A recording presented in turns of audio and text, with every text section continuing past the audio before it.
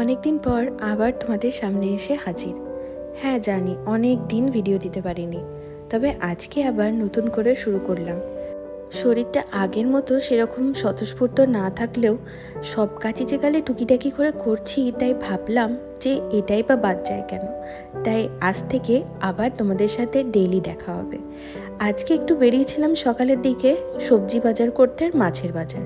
যেহেতু শ্রাবণ মাস সেরকম মাছের বাজার না বসলেও সবজি মোটামুটি ভালোই পেলাম। তারপর টুকিটাকি গ্রসারি শপিং করে এখন চলে এসেছি সোজা বাড়িতে। এসে এত জিনিস জমা হয়েছে যেগুলো সরাতে হবে, তার সাথে সাথে রান্নাটাও রয়েছে। আর যেহেতু অনেকটাই লেট হয়ে গেছিলো বাজার থেকে আসতে, তাই ভাবলাম শর্টকাট রান্নাই করি। ডিম সেদ্ধ, ভাত, আর এখানে আজকেই নিয়ে এলাম যে লাল শাকটা, সেটাই করে দিচ্ছি, যেটা খেতে আমার বেশ ভালো লাগে। আর সাথে ছিল কুমড়ো, আলু, পটল দিয়ে একটা নিরামিষ তরকারি। আর এই তরকারিটা আমাদের রাতেও কাজে লেগে যাবে। সঙ্গে করেছিলাম মুসুর ডাল, যেটা অনেক দিন পর খেলাম। কোনো একটা বিশেষ কারণে এটা অনেক দিন খাইনি।